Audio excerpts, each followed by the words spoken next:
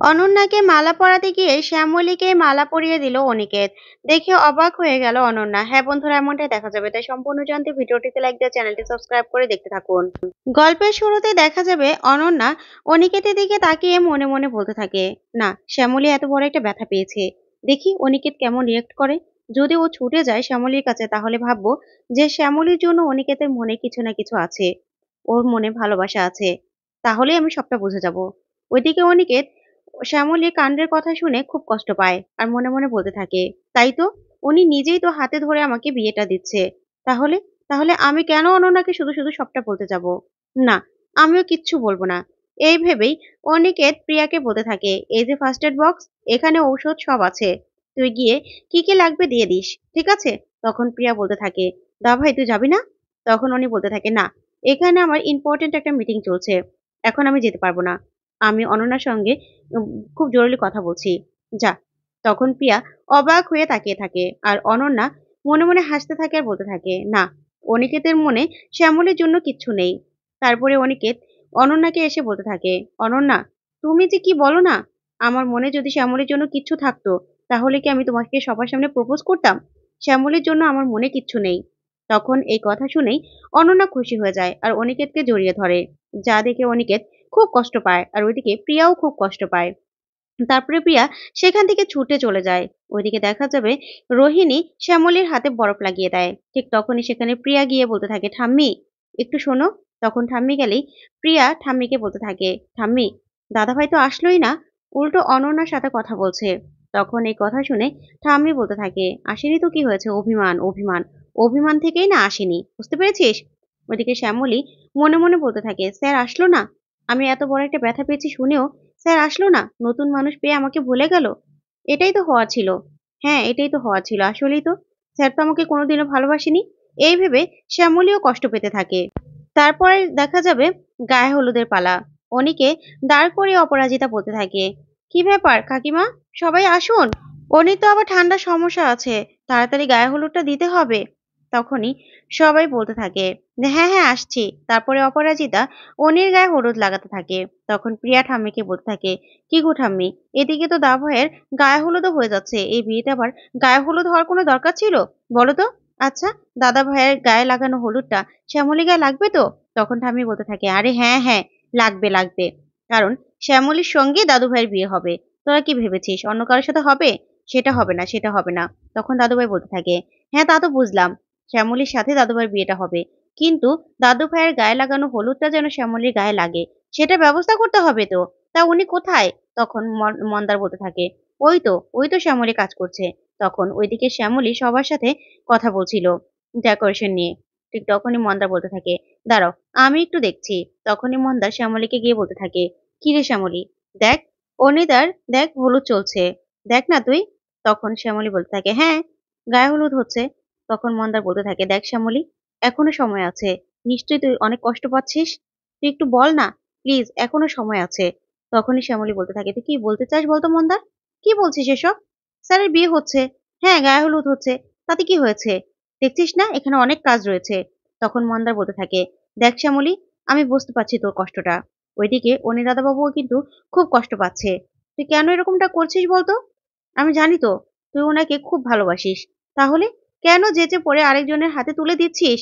তখন শ্যামলী বলতে থাকে, দেখ মন্দার, এই কথাটা একবার বলেছিস আর একবারও যেন না শুনি, একবারও না, একবারও বলবি না।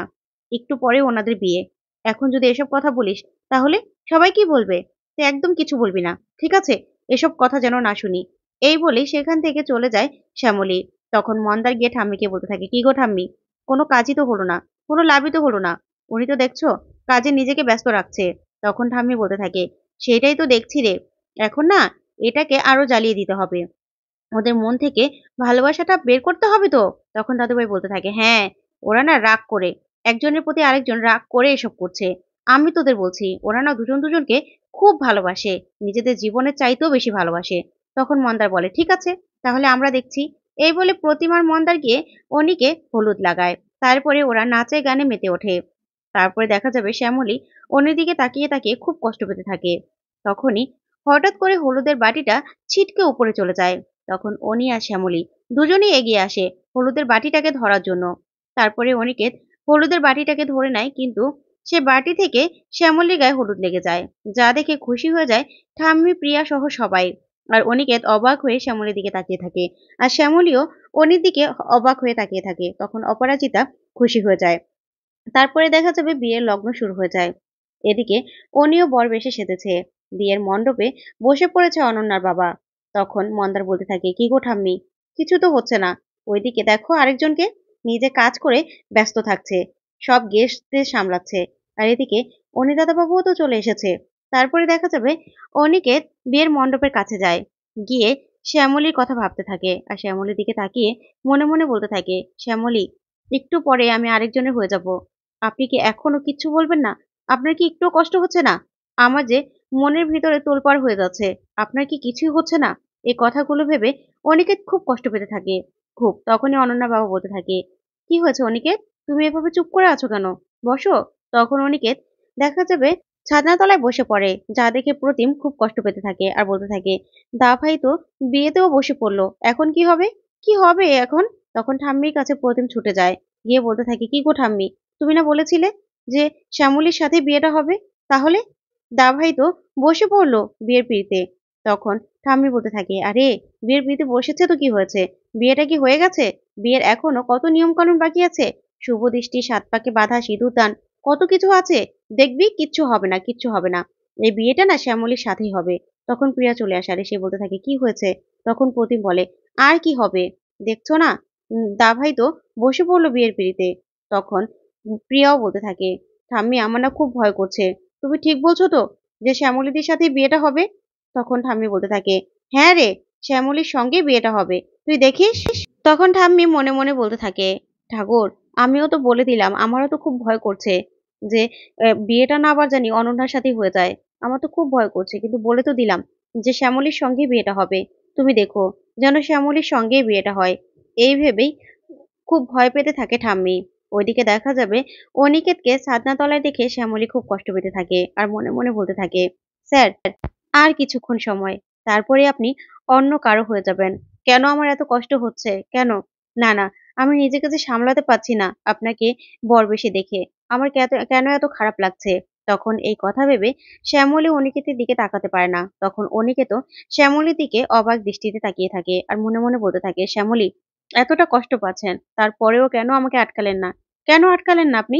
তখন অনিকেত অনন্যার বলা কথাগুলো ভাবতে থাকে আর বলতে থাকে, সত্যিই কি আমি অনন্যাকে ঠকাচ্ছি? আমি কি সত্যিই এটা বলা উচিত ছিল অনন্যাকে? তখন এই কথাগুলো ভেবে অনিকেত চুপ করে বসে থাকে। তারপর দেখা যাবে শ্যামলী মিহিরদাকে বলতে থাকে, মিহিরদা, তাড়াতাড়ি করে মালাগুলো নিয়ে এসো, মালাগুলো ফ্রিজে রয়েছে। আর ওইদিকে অনন্যাকে আনতেও দুজনকে পাঠিয়ে দেয় শ্যামলী। তারপরে ঠাম্মিকে প্রতিম বলতে থাকে, ঠাম্মি, এবার তো শুভদৃষ্টি হয়ে যাবে। তখন ঠাম্মি বলতে থাকে, আরে না, দেখবি, শুভদৃষ্টি হোক না, তাতে কি হয়েছে? তারপরে দেখা যাবে অনন্যাকে নিয়ে আসে। অনন্যাকে নিয়ে আসলেই অনিকেত একবারও অনন্যার দিকে তাকায় না, শ্যামলীর দিকে তাকিয়ে থাকে।